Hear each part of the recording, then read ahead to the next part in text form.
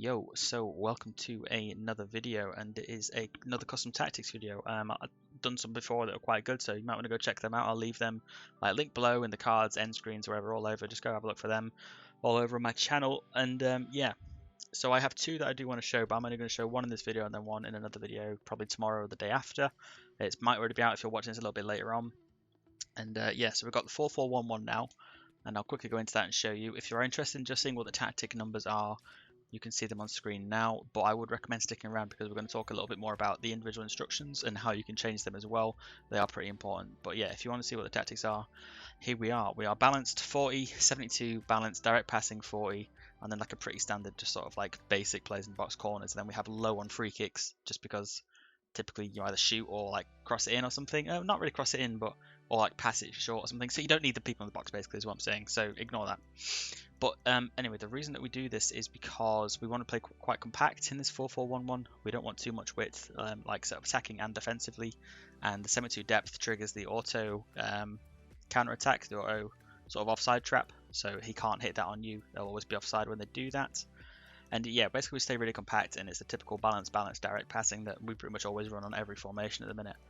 And there's not really too much movement between them on this. You probably go a little bit higher on width and stuff, but you know, this is what's been working for me and what worked for the first weekend league for me as well.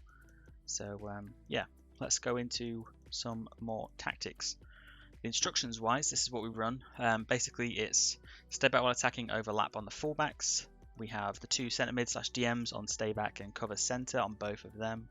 The wingers we have on come back on defence and get into the box for cross, which is pretty standard as it goes. And on the main cam we have come back on defense, and up top we have getting behind. Let's go through them one by one. You've seen all of them now. Let's talk a little bit more in depth about why you want to use them in a certain ways and what else you could try as well. So ignore the players, by the way, that we've got on the pitch. It's just, you know, for the looks of it. Yeah, anyway, on your striker in this sort of formation, getting behind is pretty good because you've basically got everybody else playing almost like a 4-4-2, except your sort of like cam or centre forward or whatever is sort of coming up with you as well.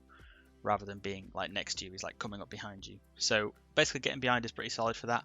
You can just play balance like a lot of people are, just like completely balanced all the way, like mixed attack. But getting behind works quite well for me on this formation, so I'd probably like carry on trying that out. And you don't do come back on defense on him either, just keep him up top. Keep him up top for the big balls. You've usually got like a lengthy striker, so that kind of works out best. On the centre forward or the cam behind, come back on defence, it's pretty typical.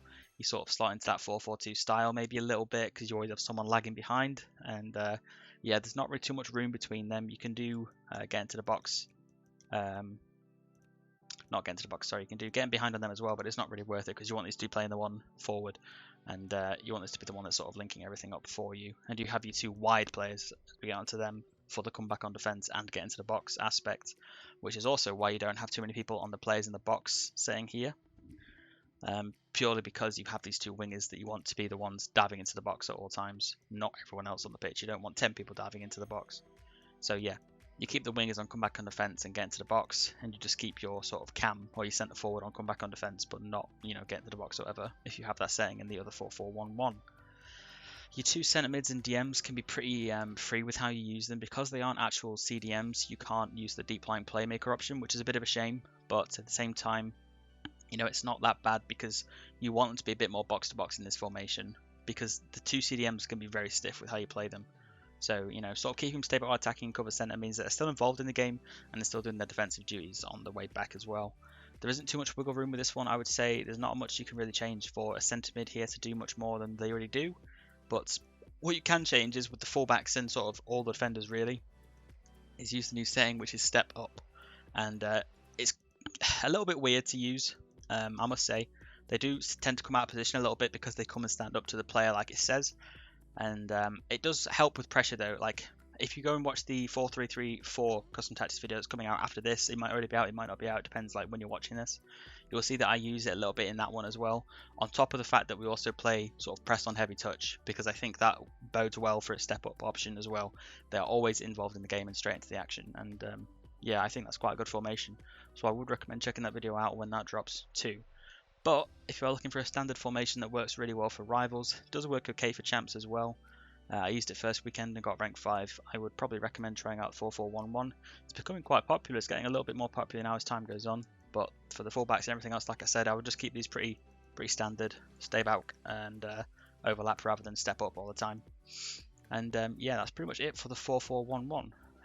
Like I said, check out the other custom tactics videos that I've done, and look out for some of the new ones coming through as well.